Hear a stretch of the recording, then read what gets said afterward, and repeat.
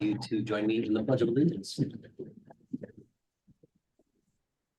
Pledge allegiance to the flag of the United States of America and to the republic for which it stands, one nation, under God, indivisible, with liberty and justice for all.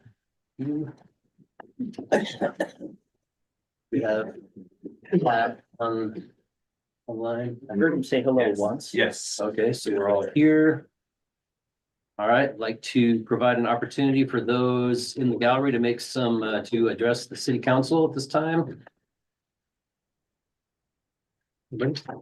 Right, Anthony said Stevenson. This month, I just want to compliment the city on the new sidewalk on First Street. I had no idea it would change for me, it changes the whole feeling of that area of the town. I love the little viewpoint. I love looking over the river. I like looking over the business buildings because that's our commerce and I love commerce. Anyway, I think it is wonderful. It changes to me, the whole feeling of that area. So I don't know who came up with that idea, but good job. Thank you. Thank you. Good job. I mean, it wasn't me, but thank you. I'm Sarah Fuller, and I'm from Stevenson, Washington. And I'm going to read something to you, so I won't improvise. It could take hours and hours.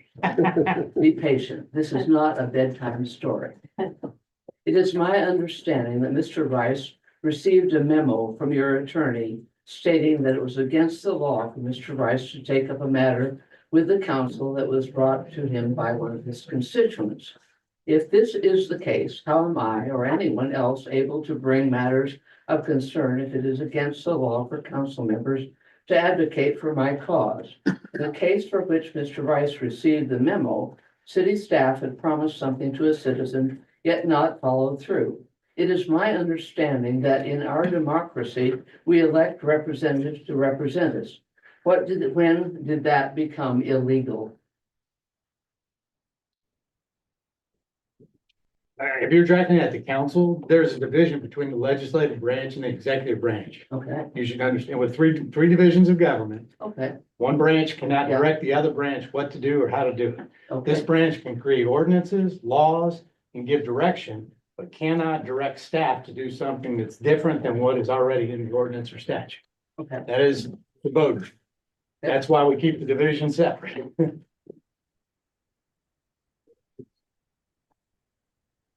Anybody Some else? people that have just arrived that I think want to make some comments. Okay.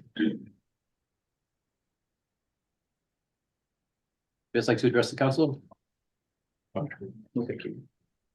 And anybody online? Nobody else online. Great.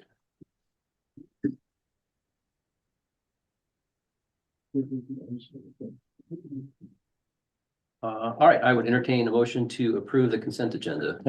Your Honor, your Mayor, Yes. I would like to pull item number item C, from the agenda Okay, and for discussion later. sure. And Mr. Mayor, I would like to pull item 4D from the consent agenda, please, for discussion later. All right, I would entertain a motion to approve the consent agenda minus items C and D.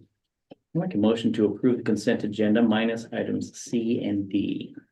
Second, First and a second, any discussion? All in favor say aye. I Aye. You.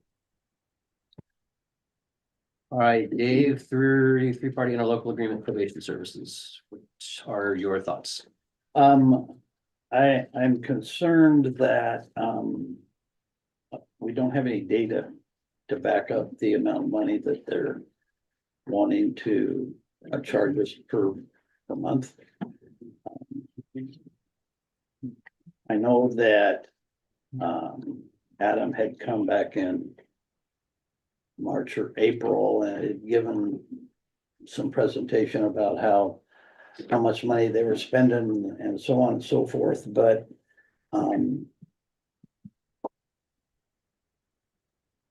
I don't know, it just seems like a flat monthly fee and if we've got two, using their figures, if we have two people that are on probation at $50 a piece, well, that's $100 and yet we're paying them $1,000 a month to do it. I just got concerns about this whole thing. The total amount of data that we received from the prosecutor on this is in the recitals, where they say approximately 21% of the cases are City of Stevenson cases, approximately 3% of the cases are North Bonneville cases, and that total cases handled is 200 to 250.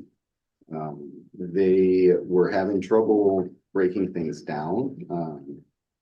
They hadn't tracked it in this way before, and so going forward, they'll start tracking cases differently to be able to provide the data. At this point, this is what they came up with. And In the agreement itself, it gets to the point to have better data to support everything. So that subsection A is where they talk about what the formula might be in a future agreement. So getting to that point, ideally next year with some better data to get us there. And then I know that this has been approved by the City of North Bonneville already as one of the parties to this agreement.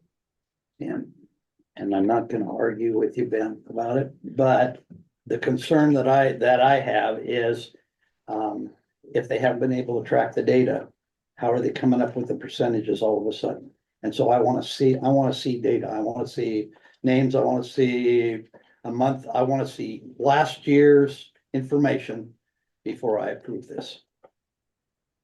So that's where I'm at with it.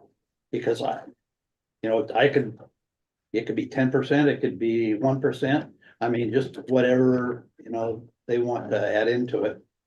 And I want to see how they came up with those percentages.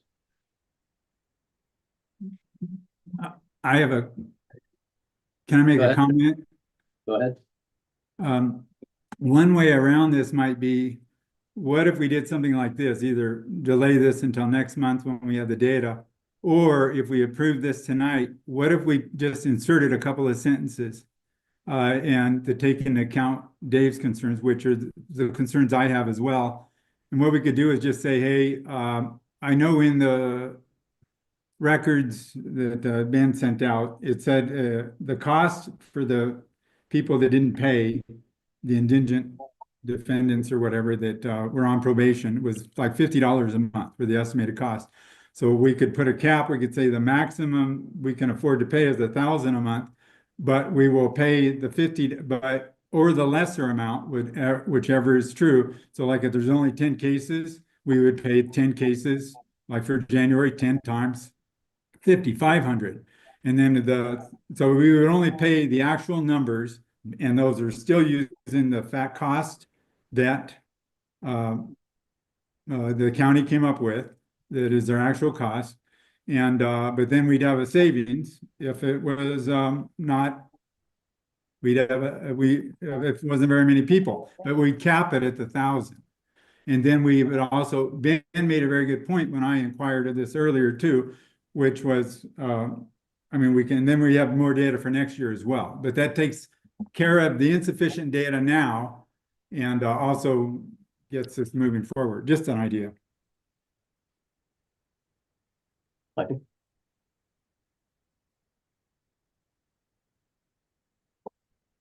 If they said they weren't tracking it in a way that's going to give us anything, we're not going to have data by next month. We're going to have data by the end of next year. Well, but that isn't So true hold because on, hang on, Pat, hang on, Pat, hold on. okay. If they said if the idea is the data they have shows that we were at 21%, but they're like, we don't have a case breakdown exactly dollar amount, exactly how many cases all the time each month.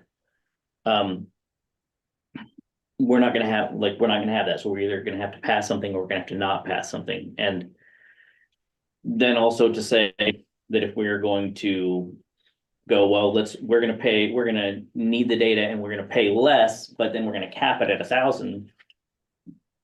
Then if we're gonna pay less on months that we win, we shouldn't cap it at 1,000 on months when there's more than $1,000 that would be that would be the city's responsibility. Like, we can't have it, in my view, like, we don't have it both ways. Either we have to go with, all right, these are City of Stevenson cases, and we're gonna do it on a case by each month. And if that month is $100 instead of 1,000, awesome. But if that month is $2,000, then we have to pay 2,000. We can't have it, we either go with a fee that they're asking, or we can try and get data each month. And if we're gonna do it that way, then we have to, then capping it at 1,000 is, how is that equitable? When we gain from when it's under, but we cost them money when it's over. So that's my thought. Chuck? I actually asked a couple of questions to a competent authority, and I won't get into that, but I kind of led to believe that this had been discussed in April, Mhm. and a presentation was made at that time. And that the county does not get any kind of reimbursement from the state for providing these services to indigent citizens. That the city had basically in purpose had agreed to put some skin in the game. But it doesn't sound like that's actually what happened, if we still have a lot of questions. I'm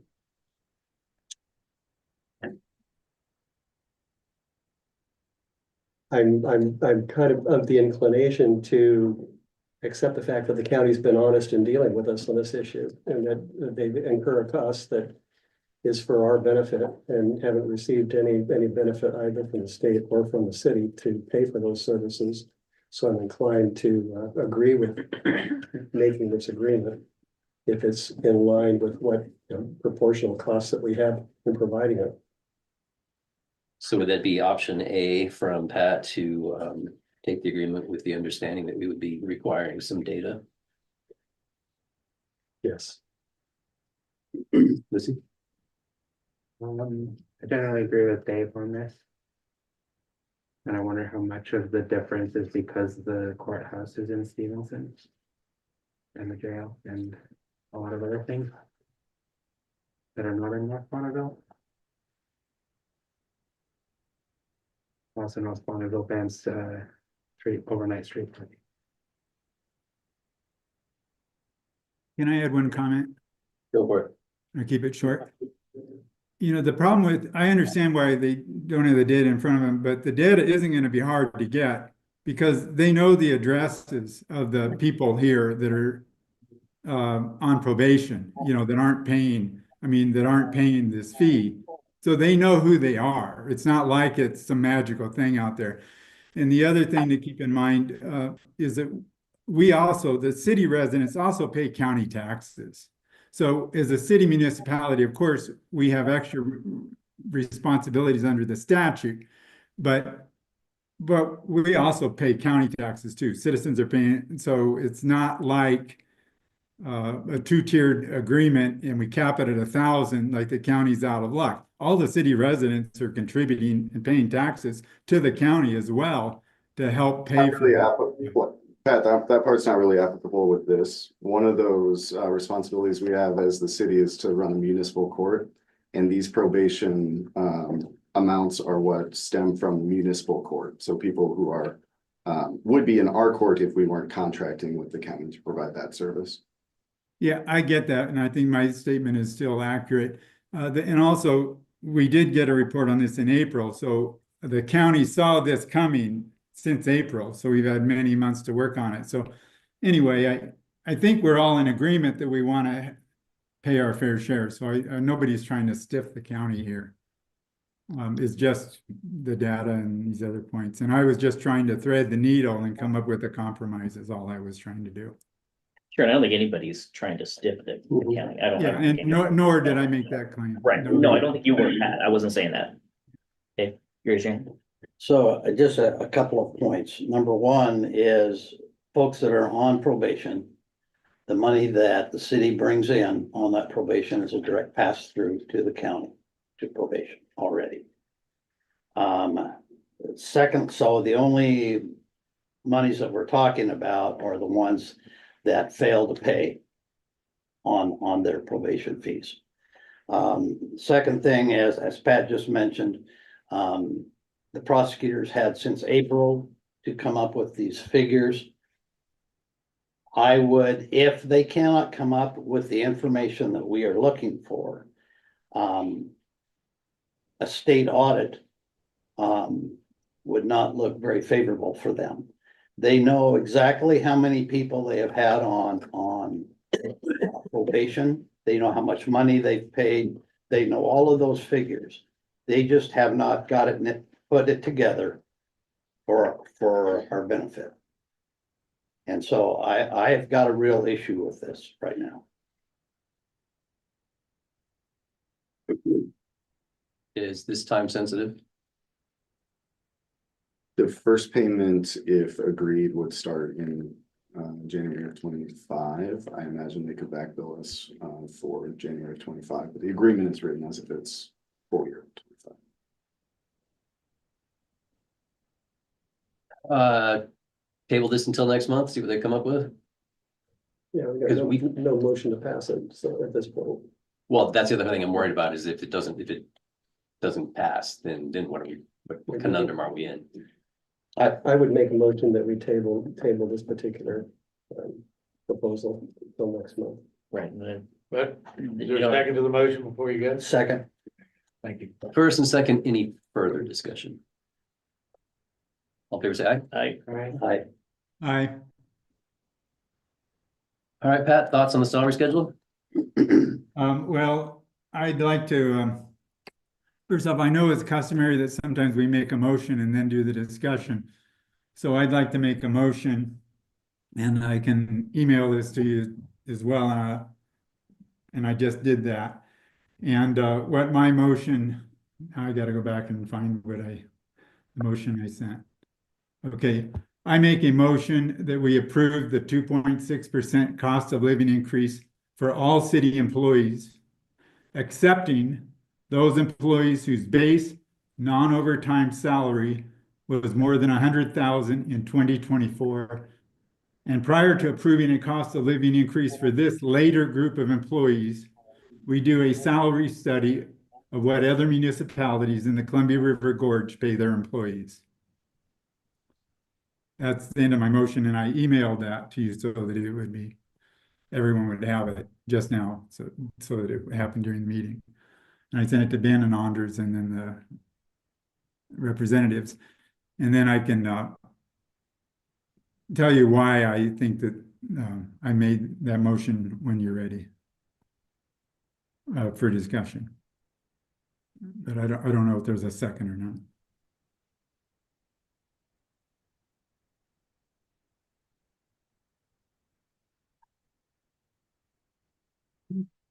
Call for a second. Mayor. I think everyone would like a chance to look at that. You see, you emailed it to us. You wanna read it again? Yeah, I just emailed it and I sent it to I sent it to Ben Anders and Mr. Mayor. I see that in the city council, but I see that it didn't go to you, so I'll send it to you right now.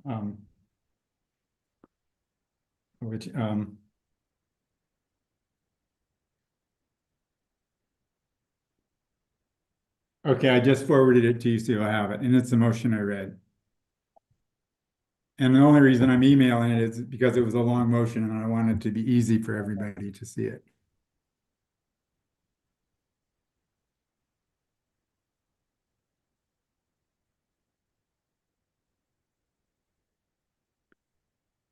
And I realize this may or may not get a second. Not yet.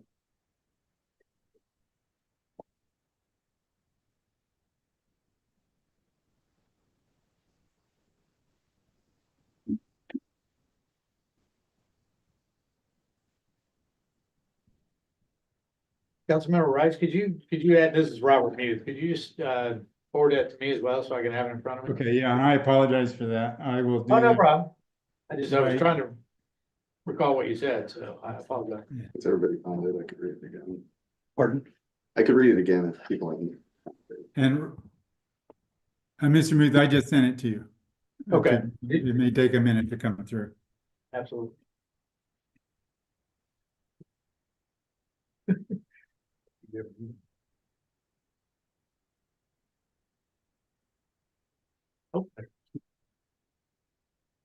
Thank you, Mr. Rice.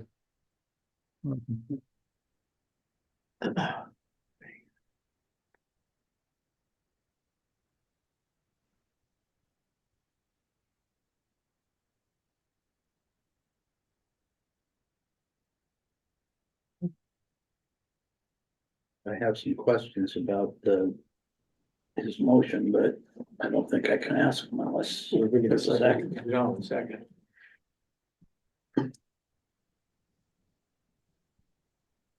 You could always give it a second and then we could debate it. Yeah, but if you second, you can't vote against it. Oh, he can abstain. Can he abstain if he's, Well, yeah. okay, there's your out. You're not gonna get a quorum. So you call for a second there in that second. I haven't heard a second yet, so that motion is gonna die due to lack of a second. I would entertain another motion. I'd like to move to approve, the resolution of the city of Stevenson revising the salary scale. Second. First and a second, any further discussion? Yes. The reason I will oppose this is I think all the first of all these employees may be deserving of a cost of living increase. However, when I checked the salary schedule of our highest paid employees, and I checked it with White Salmon, their city manager and their city clerk were paid in 2023 considerably less than the same employees for the city of Stevenson. And so and I had asked Bennett, there was a salary study that had been done and he sent me some records, but none of those were in the gorge, towns in the gorge. And as I've researched it, they didn't seem that applicable. And so really, another way of putting it is maybe I'm saying to our employees that are making in excess of 100,000 a year, because of the hardship we put on our citizens with all the fees we've had to increase for them, the sewer and stuff, and the hardship of all our citizens, I don't think it's asking too much for our highest paid employees, the ones making well in excess of 100,000 a year, to forego 1 year their just cost of living increase. Because remember, they still will get a raise because they will get a step increase. And so, and their wages are considerably higher than most of the citizens we represent. And in fact, higher than a lot of the local entities here, such as the port and others. So that's why this isn't meant to hurt our highest paid employees. It's just meant to have some feelings maybe toward our taxpayers that don't make these kind of wages that are having to foot the bill. So that was the basis of it. And I was trying to leave the door open by saying, hey, if we find out that I'm wrong in my assumption about their salaries, well, then we at a later date could have kicked in the cost of living increase. Or they may voluntarily say, hey, you may pass this, but I choose not to take it because I don't need, I'll forego it. They have that option as well. And I hope some of them would take that up, would consider that. Anyway, end of my speech. All in favor, say aye. Aye. Any opposed? Opposed. Opposed. All right, that's 3-2. Thank you.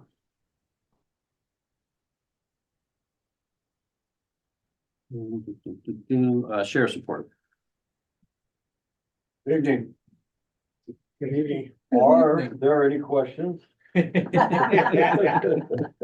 I know that's kind of an open door there. Are there any questions for the services provided by the Sheriff's Department for the month of November? Can we, how we doing on just open spots? I know we had some, you gave me updates. I like to ask each month just to see where we are. As far as Open employees, employees. Yeah, deputies. we have one that just started this week into the academy at Vancouver. Okay. We had one to graduate from the Corrections Academy. We are at a position right now as far as patrol goes, we can't hire any more people.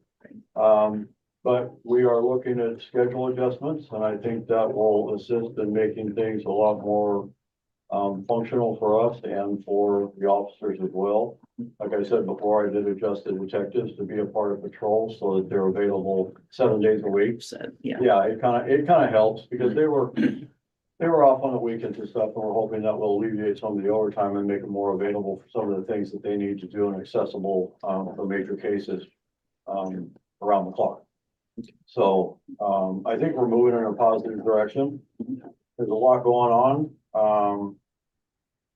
Looking at some additional grants, one for the voting program, which they have approved. I'll have to get that in front of the commissioners. And then we also got an offer to assist, WADOT with, some traffic enforcement during the winter.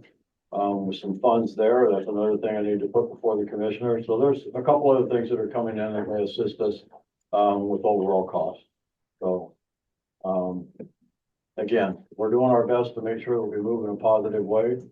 And I feel we're serving the city, to the fullest capacity and taking care of business. I feel confident that, we're doing a good job for you. Yeah, like I said, I was not, no critique, I'm always curious where we are. Yeah, no, you know. we're in a good spot right now. We just gotta get this one guy through the academy and then we'll have our staff full. All right, thank you. Under Sheriff, where are the locations of the new cameras within the city limits? Are there any? I've had several requests.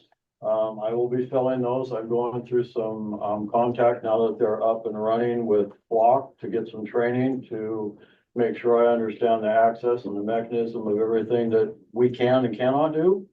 Until I get all that stuff in place, once I get everything, orchestrated and have a full understanding of everything, then I'll get the documentation out that's been requested. The cameras currently, there's one at each end of Stevenson. There is one on the Washougal River Road down by Cape Horn Sky School. There's one by Marble Road on SR 14. There's one by Broughton Mill on SR 14. And there's one on Wind River Highway by Frederickson. Okay. We have 6 cameras. The contract for that is for 2 years. No cost, additional cost to us. If they're damaged or something goes wrong with them, Flock repairs them or replaces them. And at the end of 2 years, we feel like they're not productive or they're not doing what we expected. We end the contract at no cost to us, they remove them. Now, when you say there's no cost, I know that we had a grant. We paid upfront costs to get the cameras put in place and operational. But from that point on, for that 2 years, for any damage or malfunctioning or any repairs, that's on Flock. Okay, and you did not get a full grant for the full amount? No, the grant is right about half of what the cost was. Right. Yeah, which is not uncommon. Right. So there is a cost. Yes, there is a cost. Yeah. Well, not an additional on top of what we paid out already. Correct. And that was one of the I just wanted to make sure that you and I were talking about the same thing, that there was a initial cost of $40-some thousand. And of that 40-some thousand, 20-some thousand was paid by the grant. Correct. And the rest was paid by the county. Yes. It was approved by your county commissioner. Thank you. Mr. Mayor, I have a few questions of Under Sheriff Wyckoff. Go for it. Okay, first of all, Under Sheriff, I appreciate totally the reason the Sheriff's Department put these cameras up because of the Amber Alert situation and how it's helpful with that. And also you're trying to catch the bad guys. And so I think that these cameras, and I think we need to support law enforcement, and I get that, and I think it's commendable that you're thinking along these lines. The concern I have is how long that is, okay, you get hits on these cameras, but I'm concerned about the non-hits. In other words, how long the data is kept of law-abiding citizens and as you know, probably throughout the US, there's been a lot of news stories of abuse because of this data being misused. And some jurisdictions, to combat that and to thread the needle, what they've done is they don't keep the data very long for the non-hits. In other words, if I'm going to the grocery store or whatever, that doesn't stay in the system. So my question to you is, have you folks at the sheriff's office, and some people that contract with Flock will actually have as a requirement that if it's not a hit, you're not an amber, it doesn't hit your system, that those license plates only stay in the system for a limited time, like 3 minutes in some cases. Have you thought along those lines at all? Because as you know, there is a lot of controversy over these cameras. And I'm just trying to come up, I'll say one more statement. I'm just trying to figure out a way to thread the needle where we can lower the temperature on the controversy, satisfy the civil rights of all the people that are raising these objections, and rightfully so in some cases, but yet satisfy your law enforcement needs. So what are your thoughts? That is only stored for 30 days. And we don't access any plate that we just feel like accessing. There has to be a criminal activity. A person that's in jeopardy, maybe a suicidal person or somebody that's has a life-threatening situation going on to where we're trying to track that person down and save a life. Or catch a criminal that we don't want in our community that's been involved in a homicide or a serious domestic assault. So I want to make another point on this. Anybody in this room can go out on the highway, stand alongside the road, take a picture of a license plate, and they can go to their computer and they can actually pay to run that plate in the system on the web and get the information off of a vehicle. So this is no different than what anybody else in this room can go do on their own if they chose to do so. It's another eye for us to help us catch the bad element and save lives and help those people in need. We can't just go in there and randomly run a plate because we want to know who's driving that car. Our system is only taking a picture of the rear of the vehicle and picking up the license plate. It's not picking up the driver, a facial image of anybody in the vehicle. It's looking at the back of the vehicle and obtaining a plate for the criminal element and help save people in need. That's all they're for. Thank You can you. run a plate any day on the computer if you choose to. Not just us, you can do it yourself. Is that clear? Thank you, Tracy. Well done, Under Sheriff. Right. Any more, Mr. Rice? Right. No, I have no more questions at this time. Thank you. Okay, thank you. Thank you. Tracy.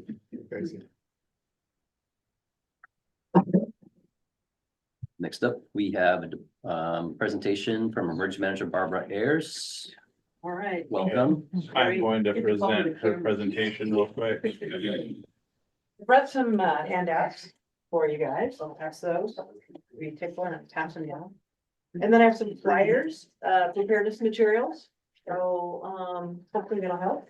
And there's some for you guys in the audience. And we run. Thank you. Big obvious You one. got it?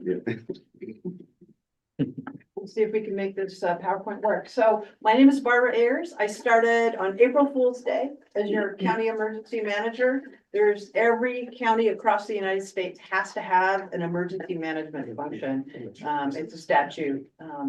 We're here to, it's kind of a misnomer, emergency manager. Really, I'm disaster girl. Emergency management really is about when emergency services are overwhelmed. So that's what we're going to talk about today. There we go. Julio, you want me to hit it or are you hitting it? I got it for you. Okay, man, thank you very much. Okay, so my background, before we go on, just quickly, if you don't mind, I've been an emergency manager for 14 years and I've served in cities and counties for 20 years. Dating myself, sorry. I worked across the river, Hood River County Emergency Manager. I was the EOC manager during the Eagle Creek fire, during COVID, during the Snowmageddon, which we all remember in 2017. Prior to that, I worked for the hospital for Providence. And I also worked for a while for the city of Vancouver. So just to give you a little background. I love the Gorge. I've lived here for 18 years. I love just everything about the community here, how people come together. It's the forward, oh, there we go. And I would say it's not working. Come together when it matters most. Okay, so these are the hazards we're worried about. Of course, I'm stating the obvious. Wildfire every summer, winter storms every winter. We're very high, we have a lot of landslides here. You probably know that we're one of the highest risk landslide areas kind of in the West and maybe even the US.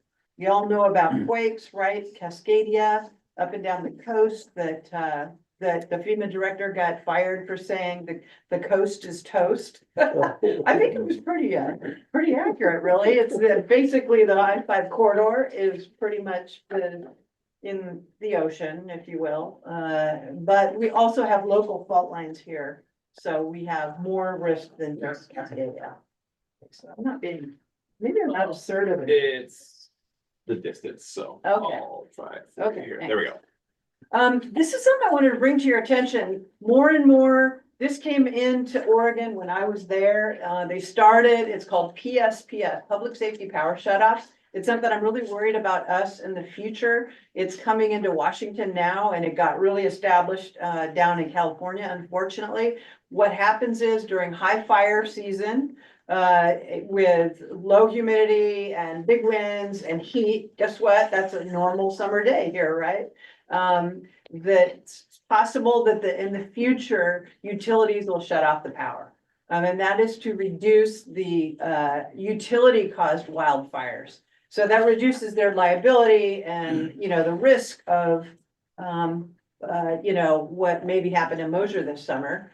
However, it's a high impact on our communities. I'm really worried about this because imagine, if you will, the power's off for 3 or 4 days or a week, and then we have a fire. Your communities are already kind of worn out. So I'm just kind of concerned about that. So don't have to solve that problem tonight. Just be aware. I think it's coming into Washington, not too distant future. So we have other hazards, of course, volcano. We have 3 active volcanoes.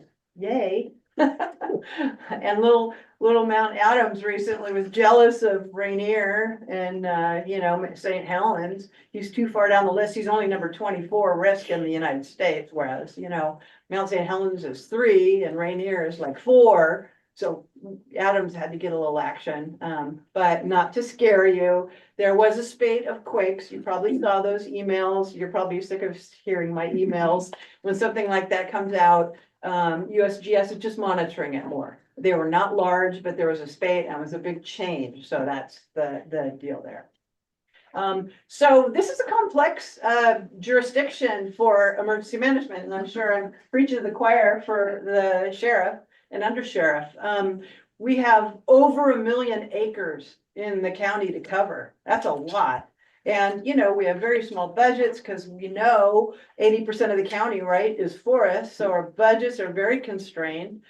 We have very high tourism, 1 million a year through Gifford Pinchot and 2 million to the Columbia Gorge. So, that I worry about stuff like that. And I have been an emergency manager a long time, right in the community across the river. But when you have not many roads and you have a lot of people and you have a lot of risks, it worries me. That's something I want us to work on is evacuation planning, where people can go, how they get there, where to know what to do, basically. Thank you. Good. That's cool. So we're here to talk about what county emergency management does. When I have my lens on as a county emergency manager, it's not just county roads or just county services. We're planning for the county, and that's with the city, with our special districts. It's all of us together, because together we get there, right? So that's kind of my role. Public safety partnerships and kind of planning across jurisdictions, not when we activate the EOC or the Emergency Operations Center, we're thinking about what isn't being addressed. What do we need to work on, basically. So thank you. There's our cycle. My work never ends.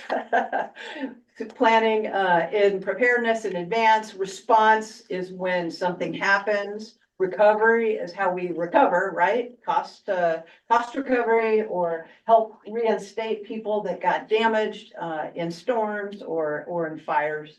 And then mitigation is a buzzword for how do we not have so much risk next time? What did we just learn? How can we reduce our risks in the future? Thank you. So that's my work plan. There's a lot on it, but I guess what you need to know is I'm dying to work with you guys more. on planning for what we need to do for disasters before, during, and after. And training and exercise. I'd like to recruit some people to come work in the EOC. Because when it kind of came in, it's sort of a blank slate right now. So we really need, some people and some partnership there. Next slide, thank you. There's a couple plans that my function or emergency management is directly responsible for. One is the CEMP, Comprehensive Emergency Management Plan. We're current, we're good until the end of 2026. It's kind of a broad brushstroke overview, who does what in an emergency. I put a note there at the bottom. I just want to make sure you're aware that currently Underwood or UDC, the Conservation District, is updating the Community Wildfire Protection Plan. That'll be coming forth in the first quarter of next year, maybe January, February. I'm hoping we'll see some draft plans soon. A group of us have been at the stakeholder meetings. And they went out to the public and asked some questions, but normally those plans are done by fire districts. So it'll be interesting to see what comes out of that and what we've learned.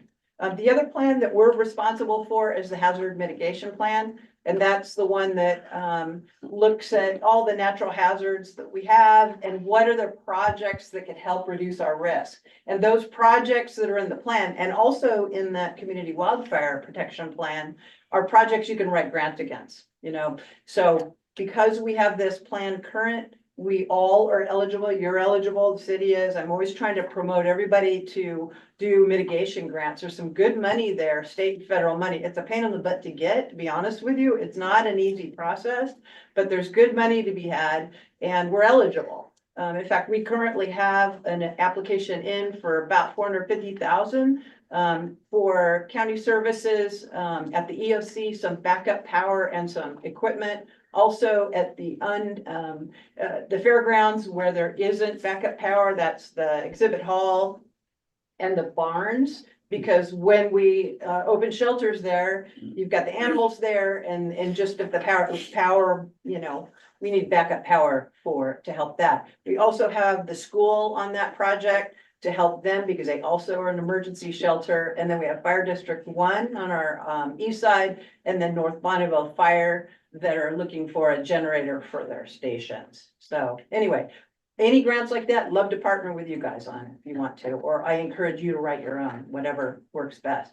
These are some plans I think we need to do in the future: evacuation planning, continuity of operations planning. I'm just going to put that bug in your ear to think about when things go wrong. We can't do all of our services right out of the gate. So we're going to want to really prioritize. That's kind of what a COOP plan does. You say, I got to have 911 up. I got to have law and public works going right away, right? I may have to rotate staff from other parts of our business to help us get those first priority things up and running first. And then we'll think about maybe bringing up some of the other services. So kind of wanted to put that bug in your ear. Thank you.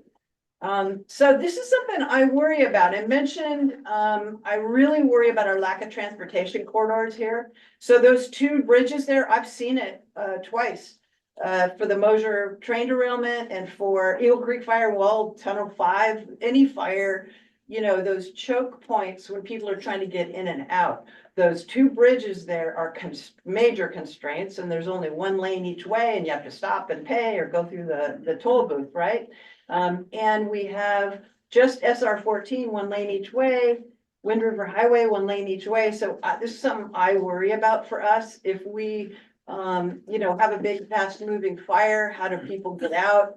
What about all those Gifford Pinchot, tourists? Where are they going to go? Can we start to think about places where, like kind of staging areas where at least people can get to a safe parking lot or something until we can get them out to another spot. And then we can start, if we have some kind of plans like that, we could start writing grants around that or building our plan around, where people will go and then how we get them to the next spot. So, those bridges, look at those numbers. It just blows my mind. I-84 traffic, almost 12 million a year. That's a high risk for us on this side of the river. Anything goes wrong over there, we know we see it on this side, right? And vice versa. So I'm out also trying to promote disaster preparedness in communities and businesses. Next slide. You know, because when things happen, they happen really fast. And it's a high stress situation. Been there, done that, you know, you're not thinking super clearly because you're like, oh my gosh, that fire's coming this way and I gotta get my kids and my animals and my, you know what I mean? I gotta get my stuff out of here, right? They have to evacuate. So we need to prepare our communities for that. I think an advantage we have here is small and rural communities. We're self-reliant. We tend to, you know, we're more oriented that way anyway. But there are vulnerable people and we need to really kind of work on this. So I've on our website, I've built a whole section. I'll show you in a minute. And I've got these flyers that I've been trying to kind of get out and about and would appreciate your help getting them out. Next slide. This is the section on the Skamania County website. It's under emergency management and it's called Get Ready Skamania. And I've got all those little documents in there. You can download the PDF and put them at home, or you can just look at them online. Everything from evacuation, you know, when to go, how to prepare, you know, what do I do in fire season? What do I do in winter, etc. So number one, of course, is we've got to get everybody signed up for those emergency alerts. That's on the HyperReach website that we have. Got to have that for text and email alerts. And also you can, the 911 can also push out messages on WIA, wireless emergency alert. So that would hit your cell phones. The problem with that is it's super weird and not very precise, and it can go across the river. So you can try to just target certain areas on cell phones because you want to get those people in the Gifford Pinchot out for the, you know, the fire or whatever. So it's, and we don't have any control over it because it's basically cell based with the cell providers. So this is the thing, when to go early. And is everybody aware of those 3 levels, right? We need to get everybody in the community aware of level 1, 2, and 3. Be ready, be set, go now. You see the 3 colors on the map? That's the upper right is a evacuation map from the microwave fire this summer. I was in that yellow zone. So I'm driving to work every day with my dogs in the car and some of my worldly possessions every day in case that went to red. Right? And I'm at work. I can't do anything about it. So we need to get our community thinking that way. And then what do you take with you? This is just kind of like the top 5 things to grab and go. So I'm kind of trying to work on this sort of stuff to help us outreach to our community to get them prepared. Evacuation, anybody here? Done it? Been there, done that? Almost. I was across Bonneville during Eagle Creek. Oh yeah, you were right there. And you left? Yeah, Bear Creek. Oh, boy. Okay. So you know what it's like. The important thing is, I know we're all self-reliant. We want to stay home and watch our house, but you know, that's the way people can get trapped. We really need to try to encourage people to go early at the first sign. There's, you know, what's the worst thing that can happen at that moment? You know, you're out, you come back in a day. Perfect, great, I'm happy. So if we can encourage people, I think it would be really helpful. And then you've heard this before, get a kit. This is my neighbor in Mosier evacuating. That was in the first microwave fire in 2007, right after I moved here. Next slide. And then this is something I'm pretty passionate about too. You know, how do you know, we have kids, we have fur kids, we have big animals.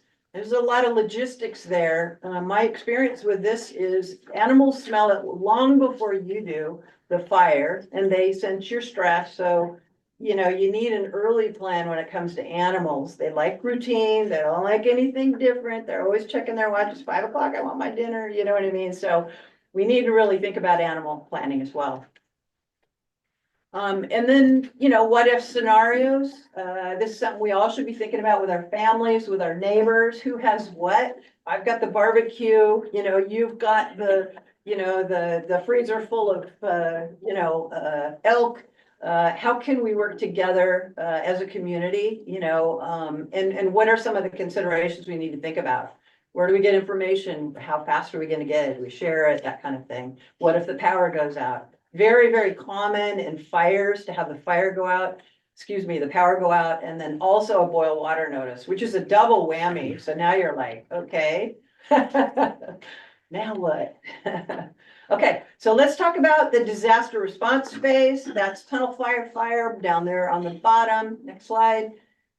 We do what's called open an EOC, Emergency Operations Center, and it's right down the way there. It's in the basement where I live, of the sheriff's building below Tracy's beautiful office. Come on down anytime. I'd love to show you around. I tried to clean it up a lot. It was a little outdated, so we're trying to get, get current. Then we have activities before, during, and after. Next slide.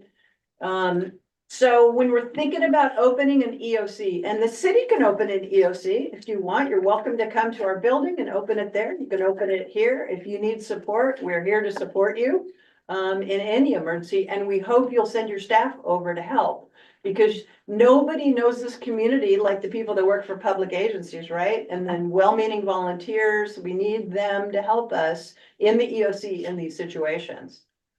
You can see there kind of our goals: address unmet community needs. So we're not firefighters. We're in an office environment. We're not out there fighting the fire. We're not doing public works. That's incident command. We are an offsite office environment, and we're thinking about, emergency shelters, open, what's the public information? Is it good? Is it going out fast enough?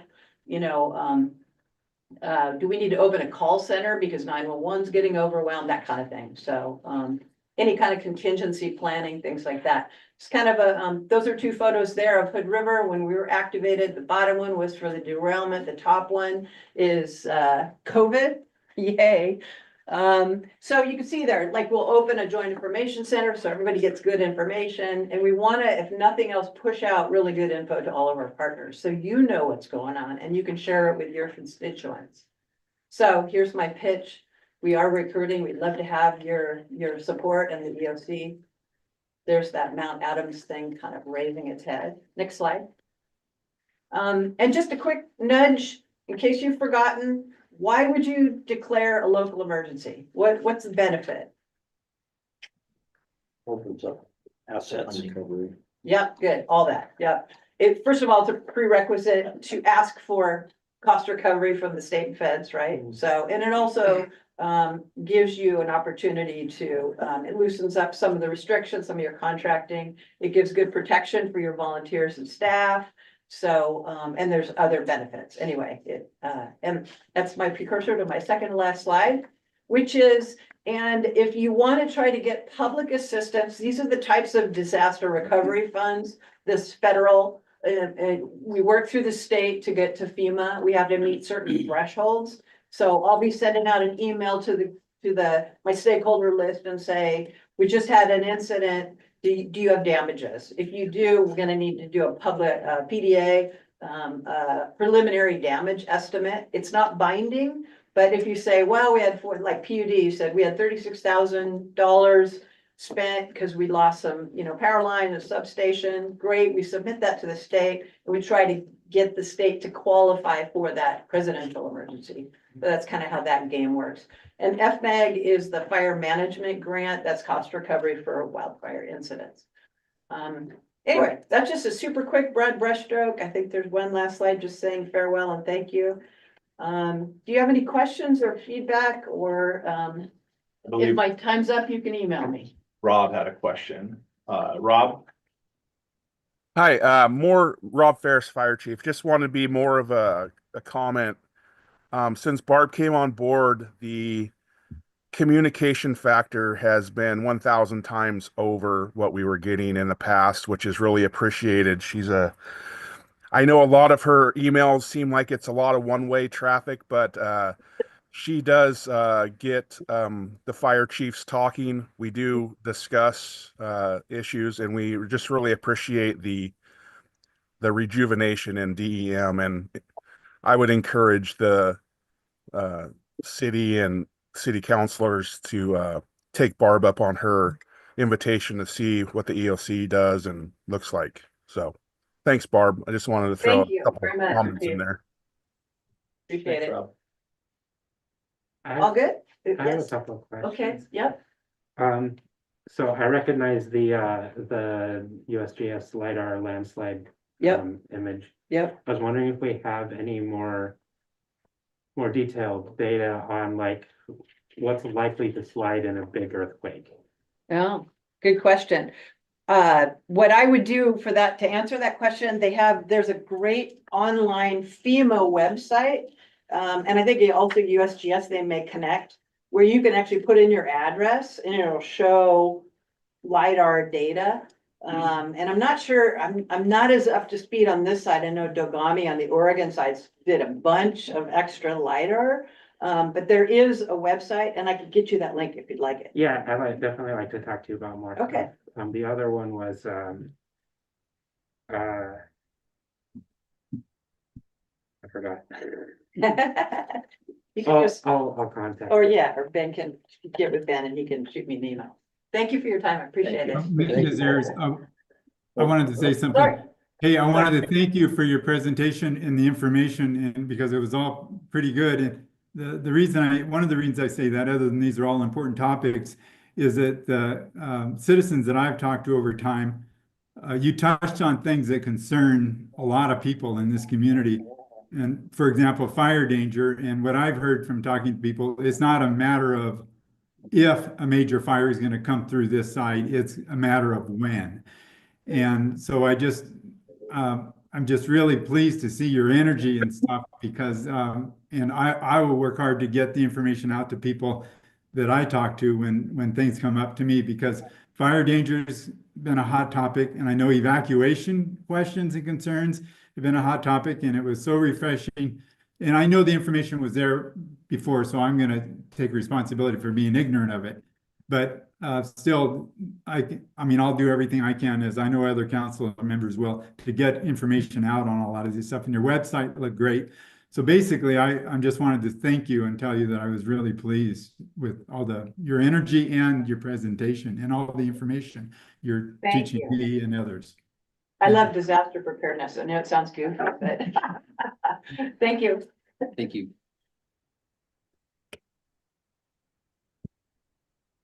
You're welcome to stick around. Ben, budget amendment. We have a budget amendment prepared for your discussion. There are two options to that. The two components of the amendment. First one is a $10,000 transfer in from the general fund, out of the general fund into the street fund. This $10,000 is to cover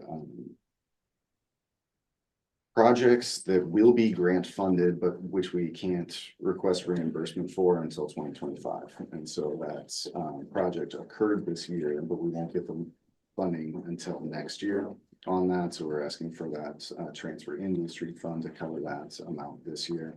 Street fund is one of those that you have been used to transferring money into from the general fund. It's underfunded. So this is an example of that. So that's a $10,000 change into the street fund. You'll notice in the total appropriation for that doesn't change. We know that we're not going to get that grant fund in. It's not giving an additional $10,000 to that fund to spend. It's just filling that space that the grant comes in. Won't fill. The second proposed amendment for you there is to formalize what has been a longstanding practice to transfer unused appropriations from the fire department's operations fund into the fire reserve fund. And so that practice had been occurring because you authorize the expenditure out of the general fund for fire operations. That was council authorized. It doesn't take a council authorization to have more revenue into a fund. And so that change was being made frequently. And talking to Dave, it didn't seem like that was fully known to the council. And so we explored that. The question and the guidance that we got wasn't that the problem at these line item levels. It's the column of our budget that shows the transfers in. And so it wasn't appearing in that column, even though the authority to spend that was there. So this formalizes that. The proposal is to transfer an additional 100,000 from the fire operations fund into the fire reserve fund. That's not the full amount that they haven't expended for this year, but it provides them the ability to still spend money the remainder of the month here. So Both of those proposed amendments are in option one. Only the street fund amendment is in option two. Says both or what? These are the options we have. Right. We supposed to really do discuss. separately. Well, I guess it depends on which one you, If we go with option one, then it includes both. You can discuss both. Well, you've got amendment 3, amendment 2. The amendment two is attached to the ordinance, and that's just showing the last amendment. So adopting this would be the ordinance plus 3.1. So it would replace that amendment two in the ordinance.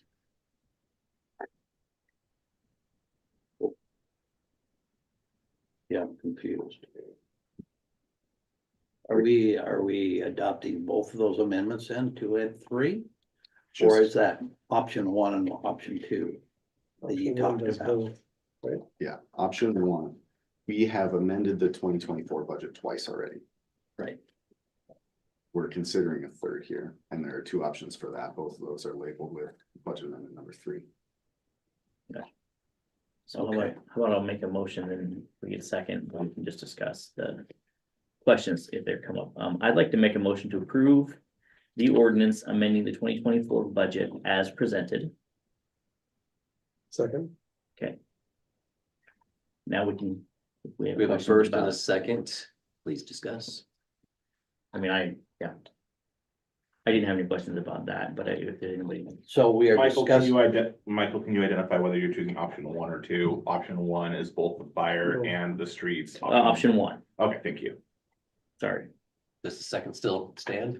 second still stands. Very good. so we're not talking about budget amendment number 2. Correct. Okay.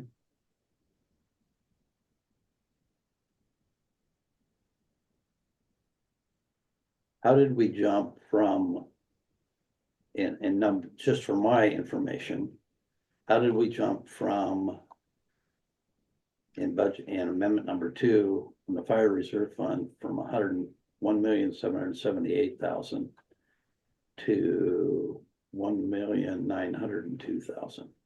That was 3 years worth of unspent fire operations. It was 2023, 22 and 21. That was unspent. That was part of budget amendment number 2. And we've already passed that, huh? Okay. And so in number 3, we're looking at moving another 125,000 into that. You've already approved the 25. This would be An 100. additional 100 to the fire reserve. Okay. ARPA fund.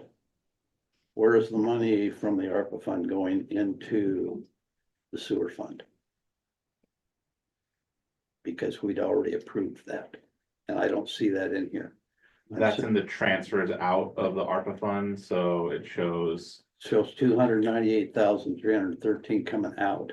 Correct, so that's, But where is it coming into the sewer fund? it's under the wastewater system improvements, so fund 410 and transfers in.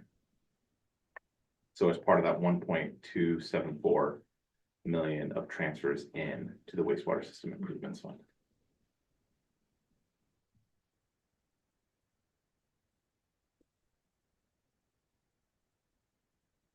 What is the difference between that and the water sewer fund? So it rolls up into the water sewer fund. It's going there because that's where the big cost is right now, is in the plant.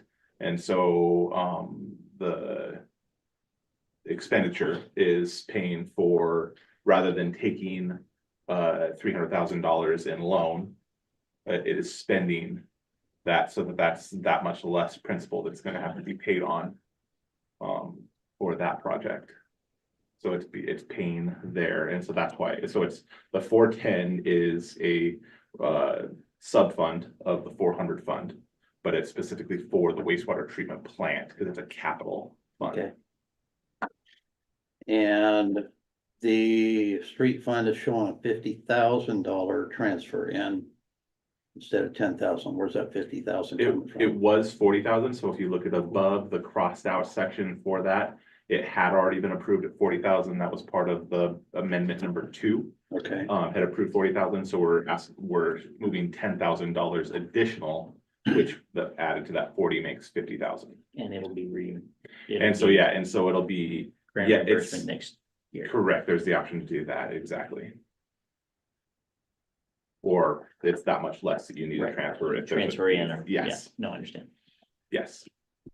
But there is the option to transfer it out if that was the desire. If I felt like your question. Dave, more detail for you there. On the first half of your question, the wastewater transfers out of ARPA plus water sewer funds. mhm, The total of those two equals the total of the transfers into the wastewater system improvement fund, the wastewater short-lived asset reserve fund, and the Cascade utility improvement. okay.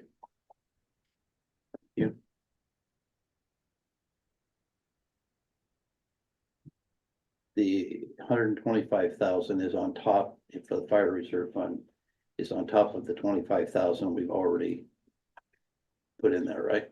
The 100,000 is on top of that. Okay, The 100,000 is on top of the it's 100 25 on already. top of the 25 already. Because there was already 25 It was already plus 100,000. Okay, makes okay, it got new. it, got it, okay.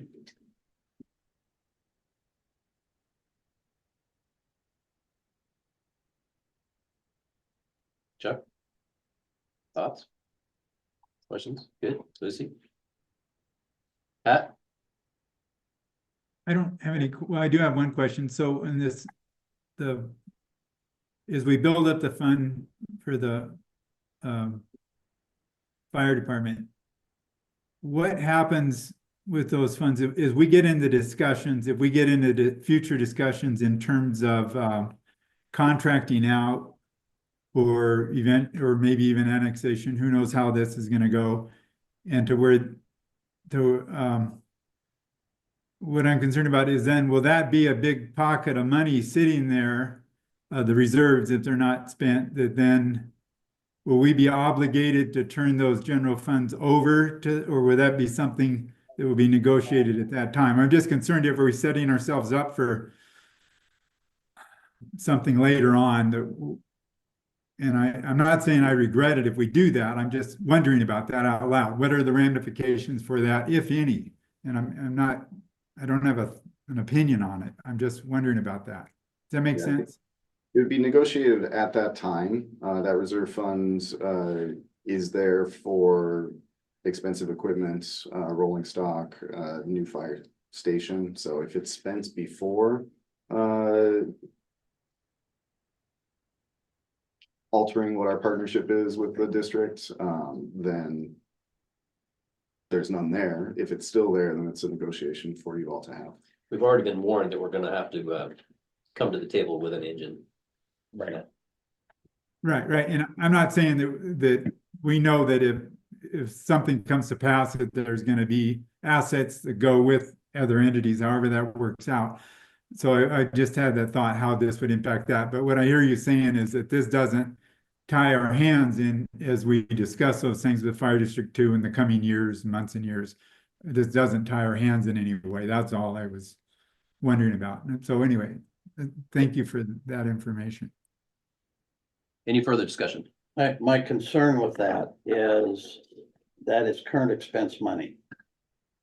And we're pulling another 100,000 current expense money and rat hole in it, if you will, in the fire reserve fund.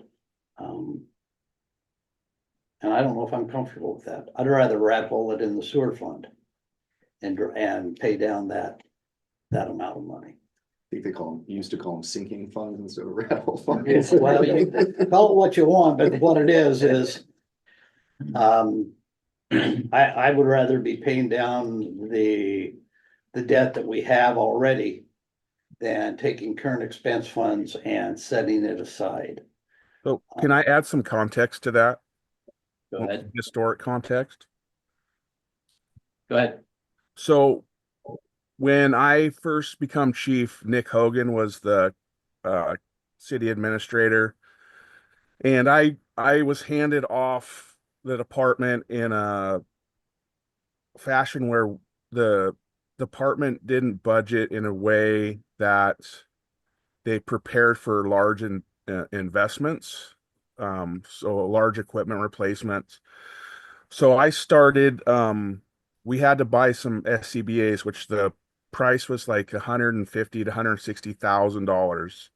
And I just didn't have that. And I said, well, how do I get that? How do I get to those in the next 2 years? So we've come up with a plan to allocate and save some money. And we purchased a large purchase, 160,000 is pretty large for the fire department. And it was unplanned. So then I said, okay, Nick, how do I start planning to buy the same equipment again in 10 to 15 years when the lifespan stops, when the replacement's up? He's like, well, you budgeted each year, say you want to set aside 10,000 each year, and then it just keeps occurring. I said, great. I have some other things that I want to do that with too, that are planning ahead, so I'm just not coming to the council every 10 years and saying, hey, I need another 200,000. So we had that set up. When Leona come on, I went through the same discussion. She was trying to understand my thought process on my budgeting. And that's when she said, well, you're almost up to what you're unspending. We can just roll what you don't spend in and then not have to worry about missing something. Then you always have that reserve fund if something goes catastrophic. We can go and replace something. We were already setting aside that $25,000 a year has been set aside since we paid off the current engine we have, which was 2008-ish. And that was back from Mary Ann Duncan Cole. So we're not just squirrel holing it away. We have plans, but they're long-term replacement plans. Like we don't need SCBA's for another 8 years, but we're trying, the thought process was to put aside 10,000 a year. So when we come up, in 2030 or 2029, whenever it works out, that we're not coming and saying, hey, we want, $250,000 and we didn't plan for it. So now we can come back and say, hey, it's time to pull the trigger on replacing this, and we can pull it directly out of that reserve fund. And it's not a huge unexpected cost. The other thing, that fund grew tremendously when they did a timber sale and they purchased the fire department land out on Rock Creek Drive. And then the remainder, the council at the time put the remainder of that timber sale into the fire reserve fund. And I think it was like $750,000. My memory is getting a little bit worse as my age bumps up, but so that's kind of just a little bit of context. I don't want you guys to feel, it's a huge pile. Honestly, we would already have bought an engine. We just don't have any place to put it. The cost is, we discussed this at our last meeting. The cost is probably going to be up around 900,000 to 1.1 million by the time we take delivery, and it's outrageously explosive on inflation in that market for some reason. So I just want to give you a little bit of historic context on that. And thank you for allowing me to do that. Thanks, Rob. One thing I'd like to say too is that if it's appropriate that we sat down and budgeted out an expense every year for fire protection. And I guess our council was previously given an agreement to take anything that was left over at the end of the year to put into that reserve fund, that we honor that commitment. That they've been good stewards of their money and that they're, as they say, trying to put an amount aside to provide for capital improvements, capital asset improvements that they wouldn't otherwise be able to provide for if we didn't set these reserves aside for them. So I guess we could make the argument at the beginning of the budget process that we're budgeting too much money for them every year if they're managing to save that much every year. But Well, I want to reward them for being good stewards of the money that we've already, allocated to their budget. there's always the opportunity to do a supplemental budget too. Yeah. And so without the current expense, you don't have the opportunity to do a supplemental budget. And so what you're doing is you're taking $100,000 out of current expense Yeah, and putting it somewhere else. And so you don't have that available for current expense monies. And I've got issues with that, especially those amounts of money. Those are tax dollars that our citizens have paid and we are sitting on it. And I get the idea, I get the whole process of putting some away for, these capital items. I get that. But as tight as things are, with the amount of sewer rates that we're having to nail our residents with, I think that it is not appropriate to just transfer $100,000 into the fire fund. We've already talked about doing 25,000. I mean, how many months of sewer bills is $125,000 for our taxpayers? So, I don't know, I've got issues with that. Can I say something? Please. I think once, when we were talking about the sewer and water rates and we were talking about all the capital improvement projects, I think, I don't know if it was me or some other council person had asked, well, these future projects that are scheduled 3 or 4 years down the road, do we have a pot of money we're setting aside for them, for these projects? And I think the answer, if I remember correctly at the time, was no, it's all going to pay for the sewer system. So I guess my question is what other similar pots of money do we have? I know what we're doing with the fire department. Are we doing the same thing with any of our other capital improvement projects that people have made a pretty good case are big ticket items that are staring us in the face that need to be dealt with? In other words, are we, I'm just wondering why we're doing it here, but we're not doing it for other things in the city where we're saving up for that, we're gonna have that big expenditure. I see us not doing that because we're struggling with paying for the sewer. So I guess if I'm correct in some of the things then I would tend to agree with Dave. We do have a money problem, and so why are we putting so much here, our eggs here? When if there were, I'll just say one more thing. When Public Works needed a bunch of equipment, well, we actually had to approve a loan for that at a good interest rate. But so for some of our needs, we're actually going out and borrowing money to pay for, whereas here we're saving a lot of money. It just seems like we're anyway, those are just my thoughts. Yeah, that sentiment that you have was shared with the city council that was in place when they were going through the sewer plant design and realizing how much they were going to have to spend. And they were asking the question of why don't we have anything reserved to pay for this? And the answer essentially was, well, we just don't. And the direction was to let's not put future city councils in that same position. So you do have some reserves related to the wastewater, those at the fund level. But the rate structure that's been presented allows you to put aside reserves for the future. Much of it right now is focused on being able to repay that debt of the sewer system because there wasn't anything in reserve. But beyond 2026, that's when some will start to be set aside for future increases that we anticipate there. So just a question, for the expenditures for fire control for 2024, $119,036.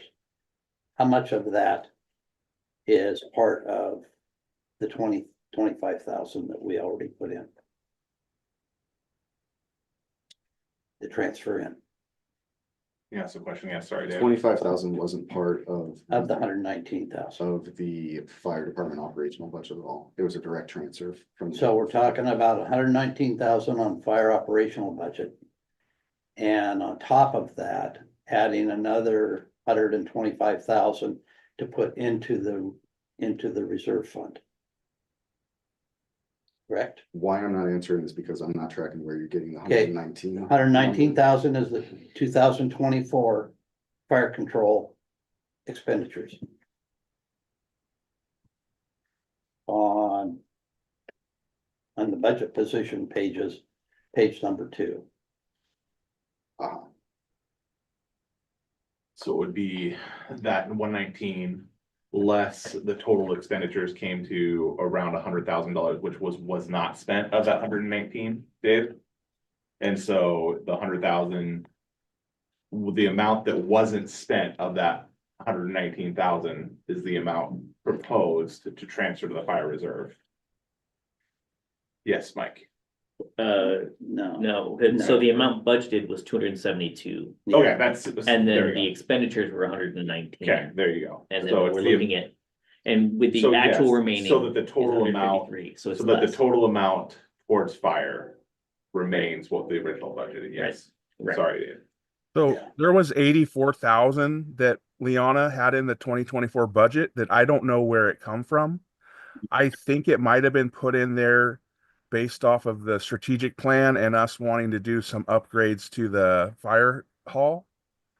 But I questioned Liana on that when I turned in my budget sheet and I didn't get an answer, and I made sure that I said I don't need that 84,000 for 2025. So I think we come in considerably less on 2025. So yeah, I was wondering where that 84,000 come. So it's a little bit higher on this year to transfer over, to be honest with you.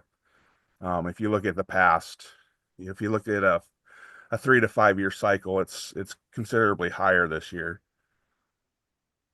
Would that have been for the public works shop? The 84, would she put it there? No. So it was labeled as fire hall repair. Hmm. It was. I believe, I can't pull it up at the moment, but I believe there was an amount labeled towards fire hall repair. I really appreciate Rob's comment because I think he's, as a fire chief, is being really honest and fair here. You know, I think what I don't want anybody to think is by us talking about this, that we're not going to support the fire station, because that's not true. Let's just say that 84,000, we worked with that and that went, or some amount of that, and that went into a reserve for other needs or paid down some of the loans that the Public Works Department got for some of their vehicles. We could just, and then let's just say we had an unexpected surprise with the fire station and we realized we were short some funds. Well, we go and get loans or figure it out or pay as we go all the time on everything else. We can do that in the future with the fire station as well. So I'd be more comfortable if we're going to have, I think reserves are great and I think it's smart. I'd feel more comfortable about this is if we could spread some of this money around to where we had some reserves in some other areas or got rid of a little bit of debt that we wouldn't have had we had reserves. I just think that Dave's comments, I mean, you can be pro having a strong fire department and be making these and asking these questions. So I don't think anybody's, anyway, that's all I'm saying. So I'd like to see this spread around a little bit. Anyway, I'm repeating myself. Those are my comments.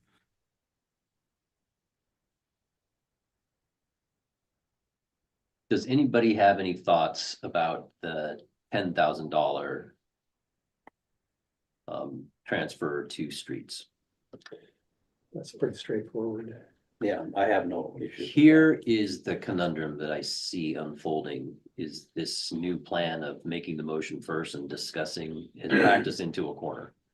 Because it would be great to say, you know, maybe it's just the street one today and we will wait because we have given the opportunity to do a second reading.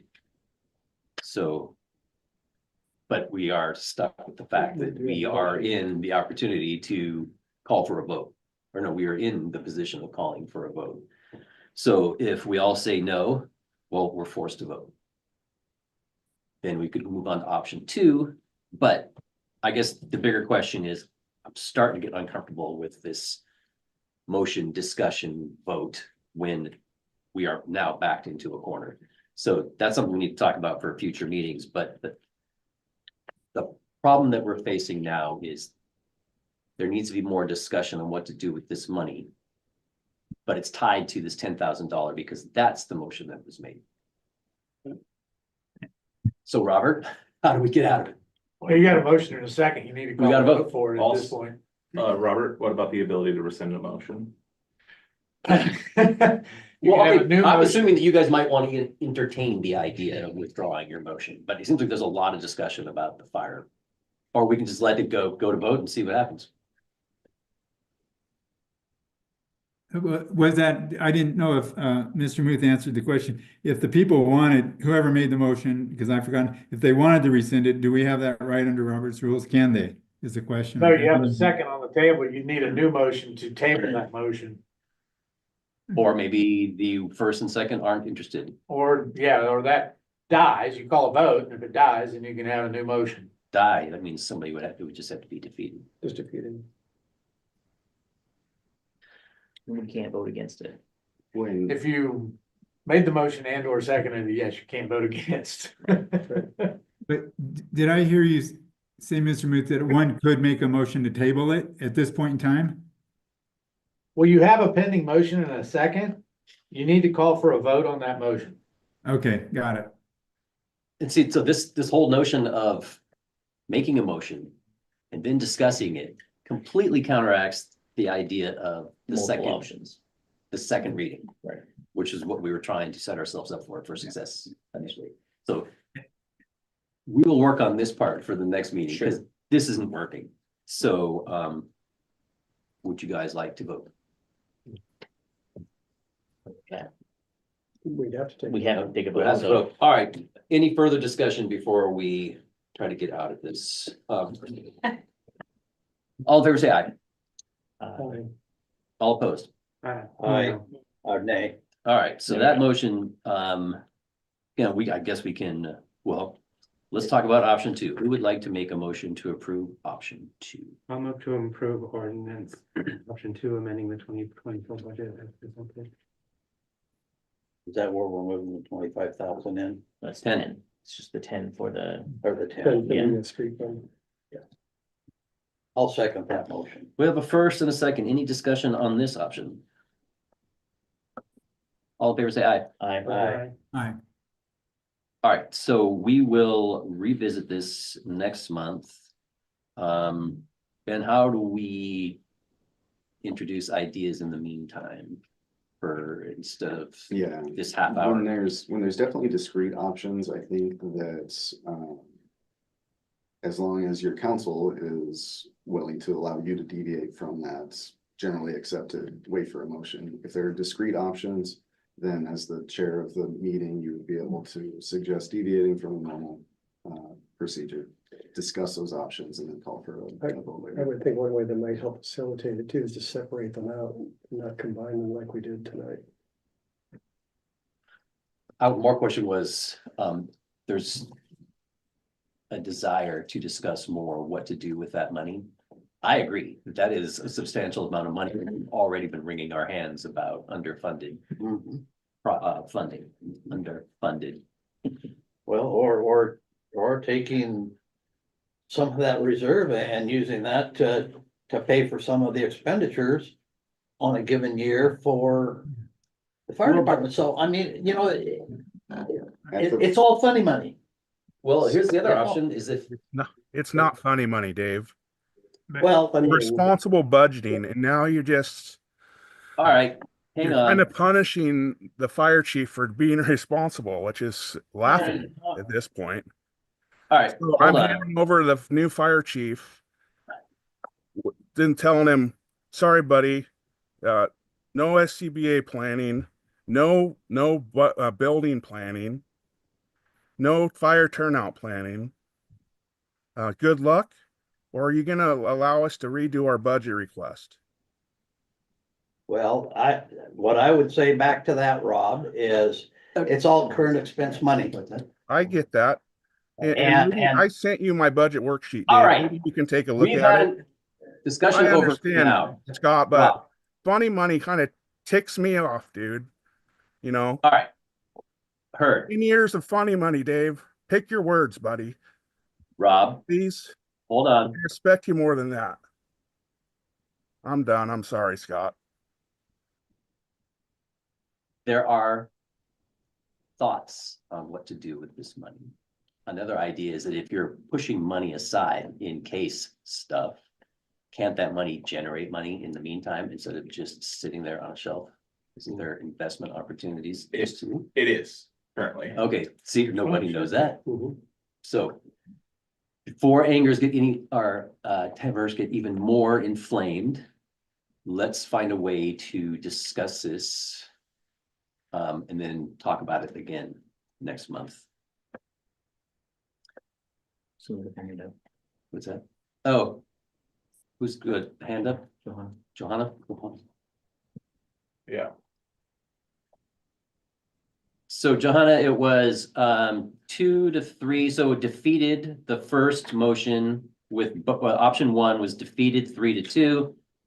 Option number 2 succeeded with a unanimous vote. If that's your question. I've got it down and I can email you too. I'm gonna lower your hand. Oh, you got it. You left it. Yeah, Or- just one thing, Mr. Mayor, a couple of times over 3 or 4 meetings, you've mentioned the process, and I just want you to know about how we can come to resolution on some of these things and not be stuck under Robert's Rules of Order. And what led to this earlier was we were trying to speed the meetings along. What I want to It's not say working. yeah, I just want to say I appreciate your comments and in this regards, and I agree with where you're trying to go on this, because you're trying to promote discussion and a good decision and not us being stuck. And I just want you to know that I, for one, appreciate the comments you made along those lines. Thank you. We're can get caught up here. All right, council 11A. business. What's that? 11 order items is required, so there's not any. Nothing to do there. Ben, would you like to share staff report? Staff report from my community development director hat. We are working on the planning module for cloud permit. This is our online permitting system where people can submit their plans and proposals from anywhere in the world, and they can be reviewed from anywhere in the world. It's been very successful with the building permit module. And so we hope to go live with the planning module soon. Tiffany is working very hard on that and doing a great job with that. We have a zone change request that is not quite a complete application, but is something that will make its way to you over the next few months. That's one that needs to go to the planning commission for review and recommendation before it comes to you all. Zone change requests like that are quasi judicial in nature, so we'll get a chance to brush up on that seldom used portion of your council rules of procedure and how to run quasi judicial public hearings. Other than that one application, things are fairly slow. It's the winter time. Community development wise. Thank goodness. Yeah. And we are partnering with Skamania County on our critical areas ordinance updates that we've been talking about. So the request for qualifications for consultants should go out early next month and should have somebody up on contracts for that in February. That'd be a contract with the county, and we would have a interlocal agreement or an addendum to our interlocal agreement with them for to pass through the grant funds to them. So end of community development director report. You want to jump right ahead? Oh, you're down at the bottom. All right, Carolyn? Back and forth. Sure. Sure. For water, met with the engineer today and discussed our long-term water supply project. well capacity, future demand projections, and next steps for that project. In wastewater, the water treatment plant and the pump station projects are advancing. Wastewater treatment plants in startup and testing. Pump station project is substantially complete and we're just getting trained up. All the pump stations are online. In streets, as y'all probably noticed, there's lots of debris falling on them, from leaves to branches to needles. So we're doing a lot of work to keep them clear, as well as starting to plan and strategize for plowing. Ben's convinced it won't come till after Valentine's Day. We are not. In our equipment division, the weather is cold and wet, so it's a great time to work on equipment. We replaced a drivetrain and an excavator and a starter in the back truck. We've been doing tires and plows on all the fleet vehicles. No updates for parks. Oh, I take that back. I say that. One of our guys spent a substantial amount of time at Walnut Park, removing leaves and getting that cleaned up in the last month. So Good. Should make a note of that. Staffing, I know last month I briefly talked about a People for People employee. That individual interviewed both with us and the cemetery district, and he picked us. So we have him for part-time for about 6 months, starting in January. So we're looking for good ways to have him contribute to keeping our city beautiful. Just kind of worth noting, we did attend the port meeting yesterday. Ben and I attended the port meeting yesterday to continue working on that relationship. We talked to them about the Cascade Avenue project and their pump station project, how it's supposed to be done. Doug wanted to specifically share how easy and how much he enjoyed working with that contractor down there, Ajax. So they did First Street. They also did our pump station project, and really appreciative of their crew. So just, I don't know, props to them, even though none of them are here. Yeah, for the First Street project is open now too. So take a walk down the sidewalk. I think one of our public attendees mentioned it's beautiful. The railing. The railings in, so everything. There are just a few punch list items on that guy. But end of that report. Shed roof, the storage shed, where are we at on that? So they got all the asbestos out, and the last time our contractor replacing the roof was meant to do so, it was very, very windy. So I haven't heard whether he's been able to get done this week or not. I hope so. I've been out this week. Fairly decent weather this week. Yes, yes. So it would shock me if it didn't get done this week. I just haven't heard. I have one other question too. On the First Street project, the bump out where we go from parking to the sidewalk. Mhm. I've seen 3 people swerve to miss that and one semi hit it. What can we do to Warn them. Yes, because everything is so quick to narrow down there, and in fact, the line is not straight through there, it makes a jog. I think we need to really take a look at that, because to me, there's potential there. So did you see you saw the vehicle that put the black mark on it like 2 days in? Well, I saw a truck hit it. Oh, okay. Yeah. I don't know what vehicle did that. But Yeah, we noticed it straight away.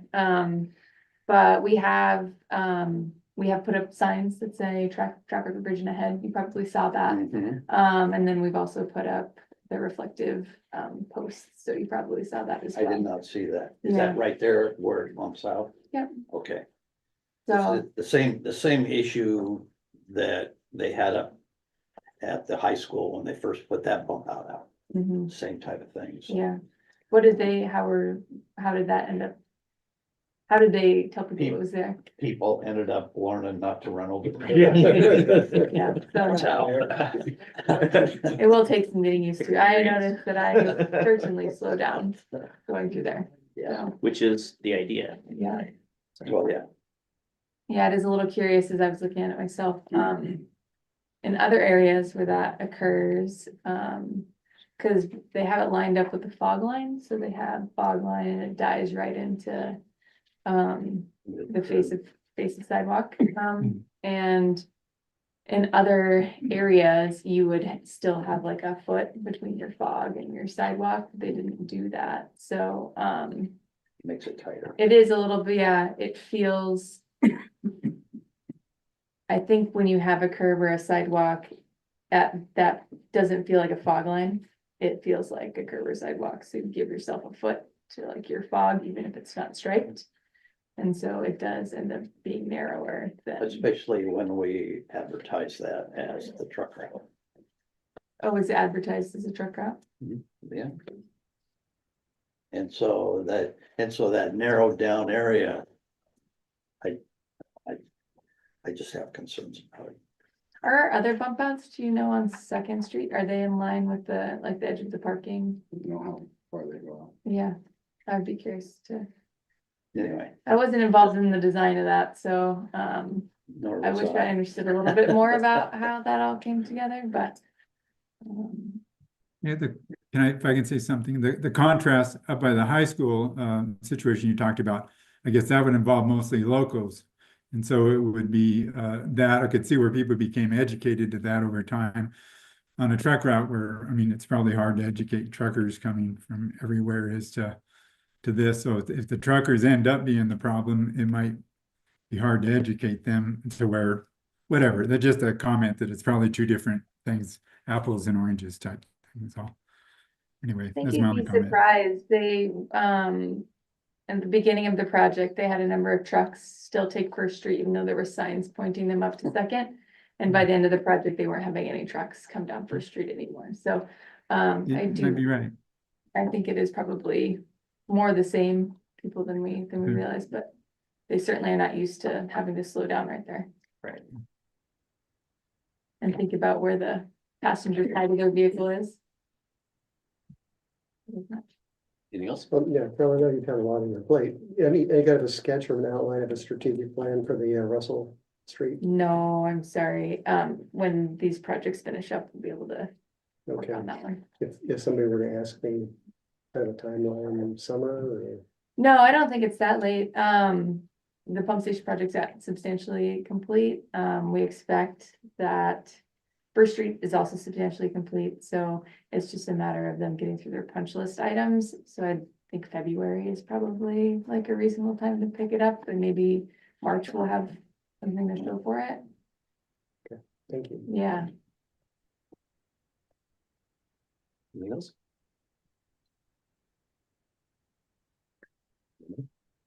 Good? Yeah. Ben, back to you. Yeah, first real quick, Ben. Cool. So first of all, I wanted to hit real quick on just the process procedures, Robert's rules, and the piece about emotion and Robert's rules and following them and how they go. Robert's rules are massive, right? It's a thick book and it's been developed over time because for things, and it's actually thought about a lot of the stuff that we experienced tonight. The thing that it addresses about tonight is there is the ability to withdraw an emotion.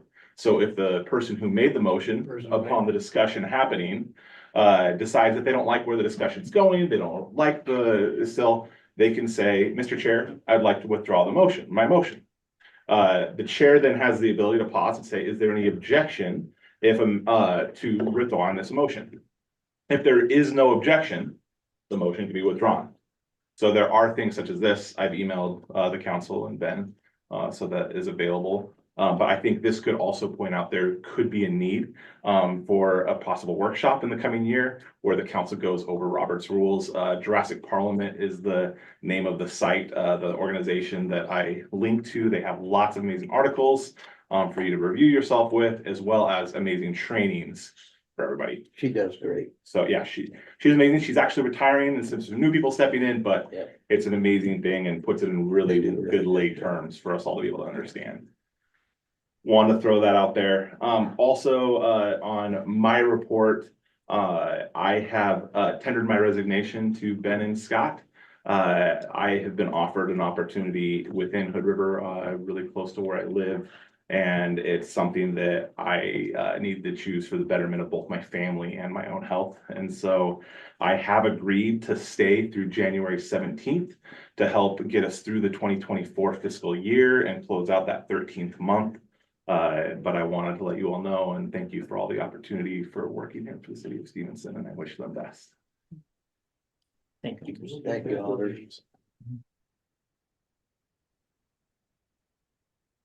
End of report. End of report. Mic drop.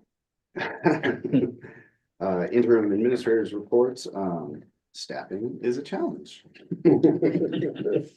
So, we, in addition to the respiratory illness that's just going on, hitting several of our staff. One staff member is out for very good news, and don't know exactly when she'll be back yet, but we're down our full-time utility clerk currently. As reported last month, we have Deanna Siren, who had been working for the city of North Bonneville, that's filling that role. With Anders' time short, it's going to be very hard to replace him anyway, but we'll be looking to bring in somebody else on an interim basis. The interim basis, or the rationale for the interim basis there, is that not very often does a city administrator come in and get to craft a job description for their number two and to hire their number two. So as a gift to whoever that is, we're going to keep that position open and fill it with interim help there. I haven't explored exactly what that looks like, but we'll be doing that just as soon as we can. So that staffing is a challenge.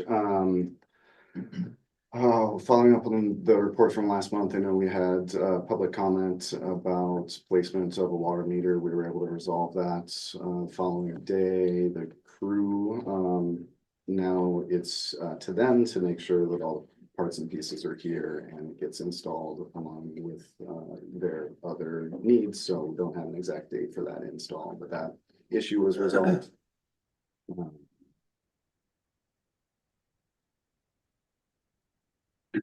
Closing out the budget, we got that amendment done, and so that make sure that we're going to be clean for the end of the year. Anders gracious staying until the close of the 13th month in January. So all of the expenditures that we get in for that will be closed. That'll allow that close year to be handed over for somebody else to do the annual financial report on. But it's not trying to pick up the finances with just the 13th month. So thank you. And also thank you for leaving very good detailed checklists of how to do my job. It's going to be helpful.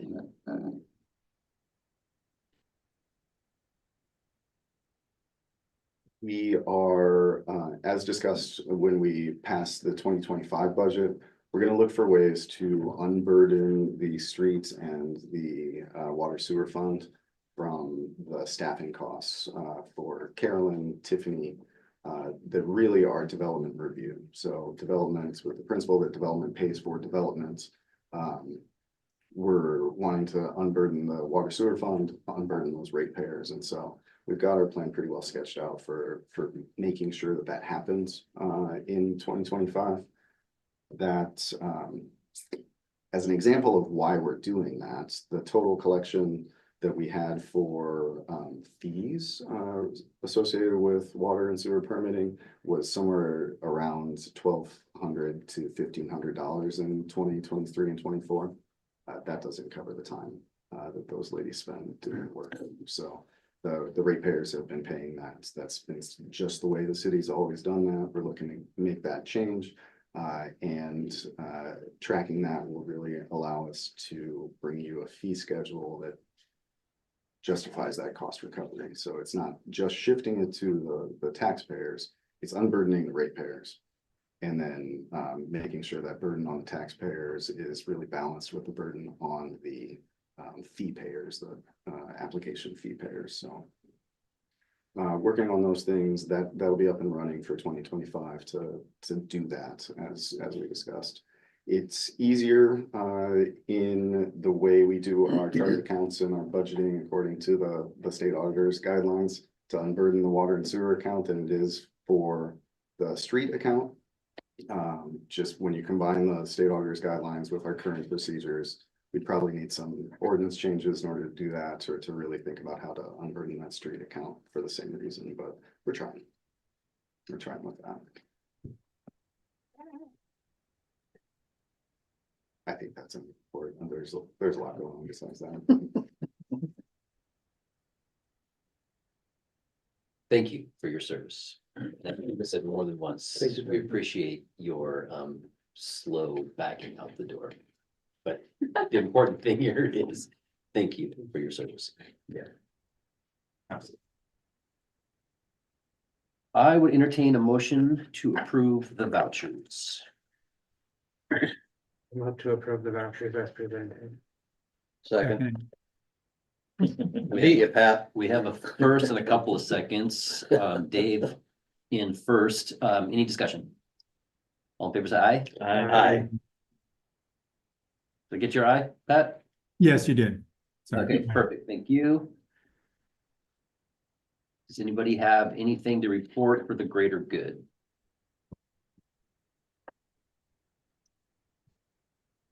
All right, anything that any of you would like to see on the next agenda?